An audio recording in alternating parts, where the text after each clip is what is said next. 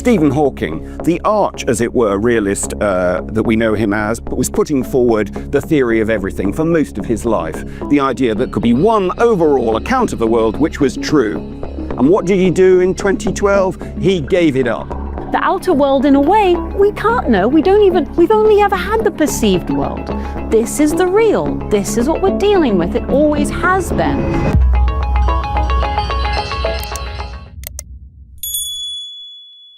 Should we give up on objective truth and our ability to uncover reality? I'm going to start with Hilary.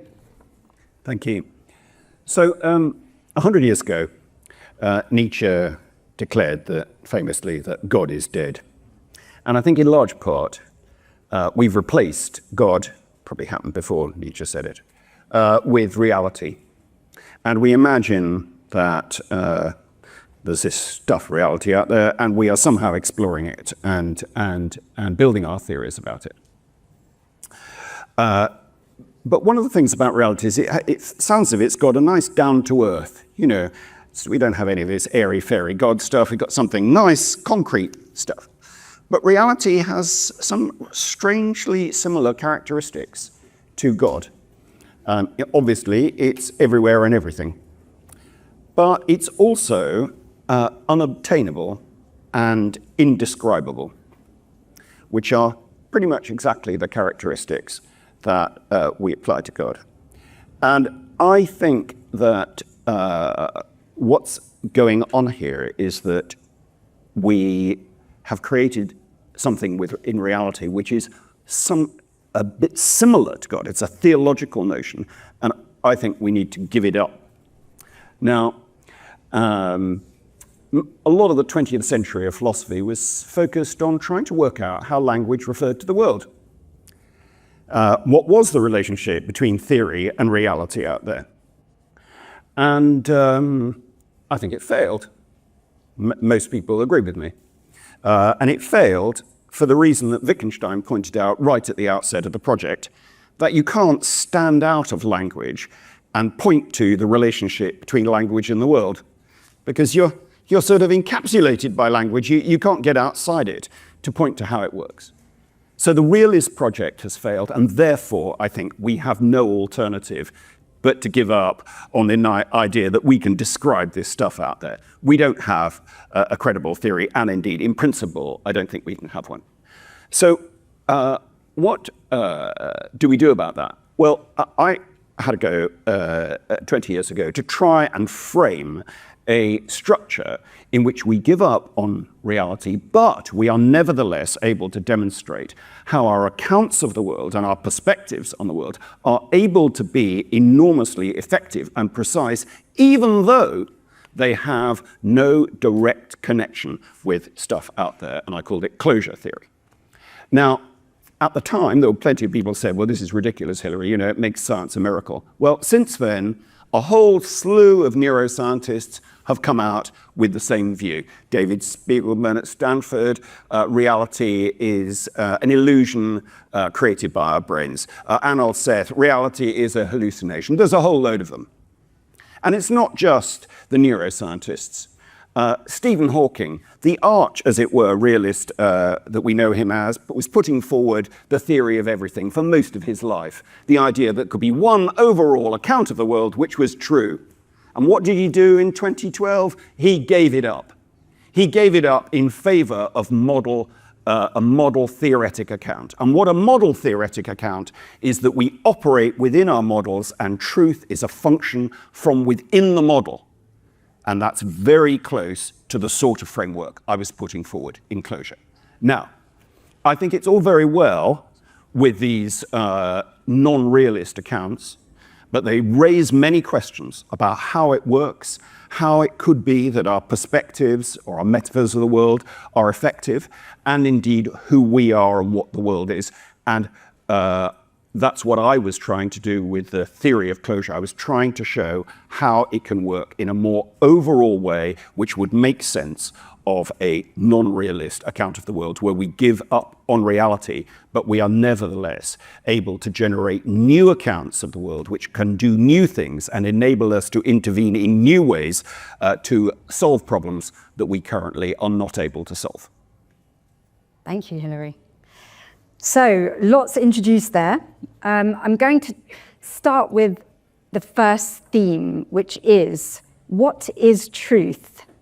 And is it paradoxical to deny it? Graham, I'm going to come to you first.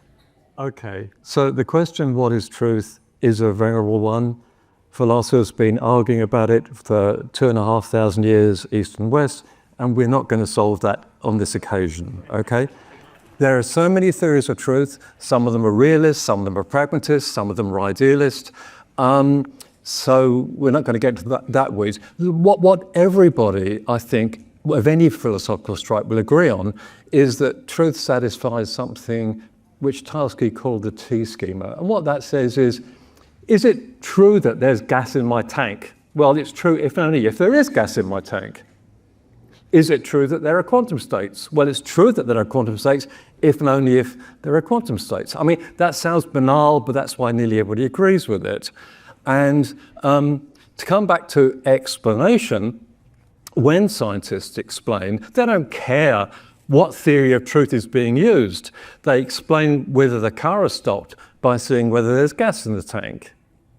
They explain why they see certain kinds of light emitted from black bodies by invoking quantum states and so on. So that's why I said that, in a sense, asking about how science explains the world is to do with explanation. Truth is a long way down the track, and in a sense you can understand how scientists explain the world without sort of getting into the weeds of what a theory of truth is. Hilary, what do you have to say about that? Well, I think you could have many different models that you operate in the world. So Graham's given you a story. Explanation is the one he wants to start with, rather than truth. I don't know whether he wants to say that is the true way we should think about it, or whether he's just using that as an explanation. That was the blurb we were given. Sorry? I picked that up because that was the blurb we were given. Sorry, I misunderstood your point. All right. I mean, what the moderator said by way of introduction started off by talking about how science explains the world. So that's where I started the discussion. I know it can go in many different places. I understand. But my point would be, we all have our accounts of the world. We all have our perspectives, and we try and get them to work. And science does that also. The question is, why? What constraint is there on that, and what can we achieve with them? And do we get closer to the right one? And I think in the 20 years since I put forward closure, the realists have moved away. There are fewer realists around saying, oh, we really can get to it. And they're a bit mushier about, well, we can't really do this, maybe we can do that. But I think actually that many of them are still attached to the idea that they can get closer in some sense. And I think it is a mistake.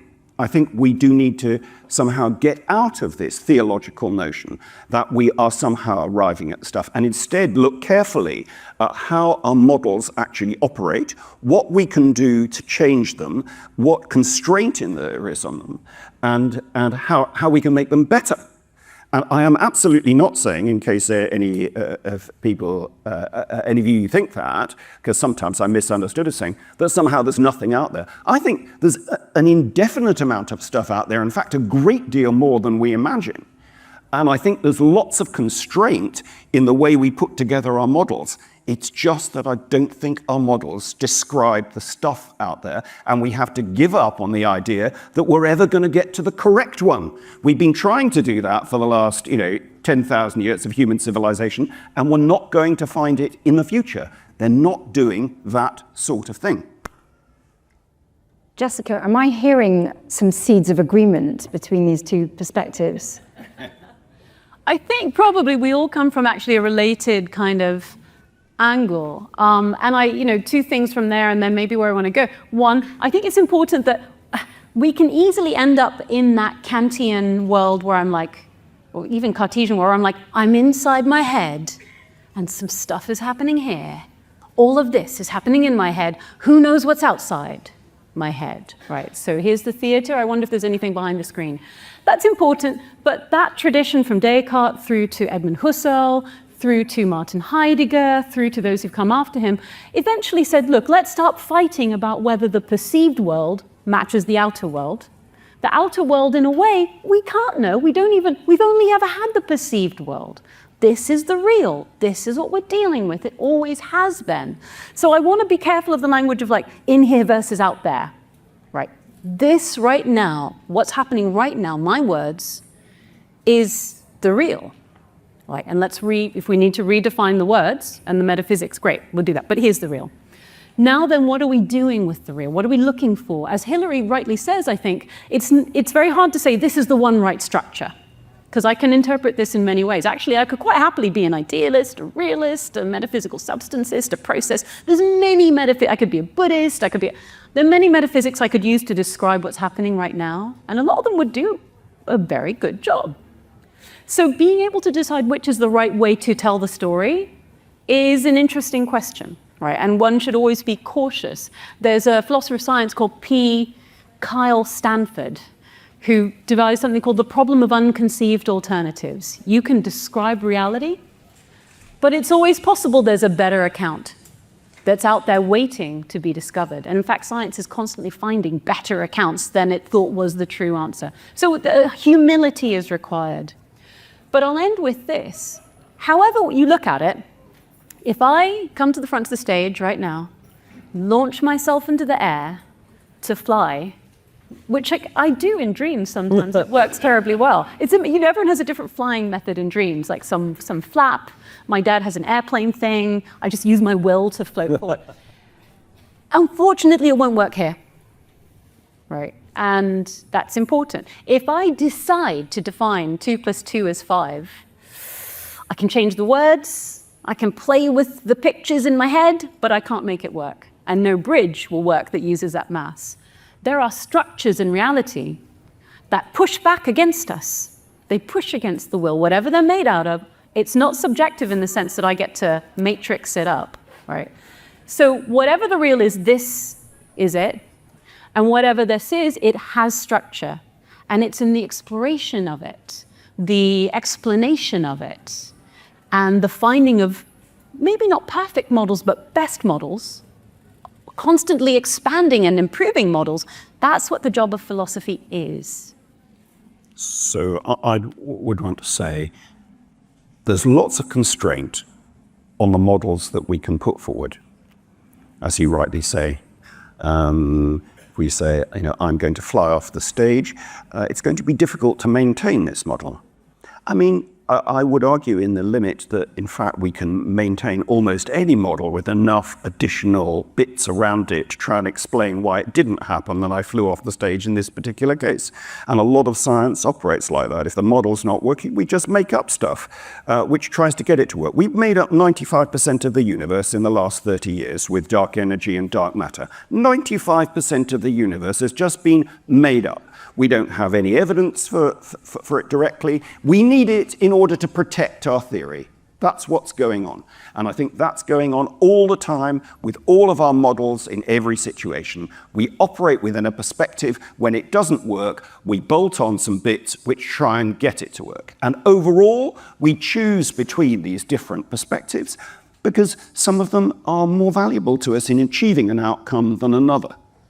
But I'm uncomfortable with the bit where you were wanting to say, well, there are actual structures out there. I don't think we can say anything about what is out there in that sense. I wouldn't actually use the word out there. All of these are just ways of trying to structure the world. And the internal version, because at one point it looked at you and said, well, we might not know about what's out there, but actually in a phenomenological good way, we can say what's happening. I don't think that's the case. I think that we operate within frameworks which we inherit and we use. We can't escape them altogether. And we use those to try and intervene. And we can generate an account of how they work and why they're effective without requiring any attachment to there being a description of something specific that's out there. And that's what I've attempted to do. And on the first side, it seems implausible, because you think, well, that can't be the case. But I don't think that's her. I think you start with a model, you modify it. If it doesn't work, you invent dark energy. You do all this thing. You build this bigger and bigger thing to try and account for it, and you can get them to work. Graham, I'd love to hear your perspective on that. Well, we certainly create theories. We do this all the time. Theories determine how we understand reality. They're sometimes wrong, often wrong, and we revise them. That's absolutely true. But when you create a theory, you don't create reality. I mean, there was stuff out there, whatever you want to call it, before you and I existed, before the human race existed. Ours it is to try to understand this. And when we construct theories, we try to do so. But when we construct our theories, we're not constructing that we're not changing the fact that there was something out there before any of us started to theorize. But I would agree with that. I don't think that's what non-realism is proposing. It's not proposing there's no stuff out there. It's just that it's not differentiated, nor is it capable of our being able to identify. So now we come back to the question of what truth is. Now, as you know, there are many different kinds of theories of truth. You seem to be nailing the theory of truth to realism of certain kind. Now, that's one possible view. It has its pros and cons, but of course there are many different theories of truth which are much more sympathetic to the picture which you wish to draw. Can I ask a question? Yeah. So I'm very sympathetic to what Hilary's saying. In many ways, I think that's right. And there are words you can attach to this, which are important words that are to do with humility, epistemic humility. To continue watching this video, click the link in the top left or in the description below. With a free trial, you can enjoy the full talk and thousands more. Thank you for being part of the conversation.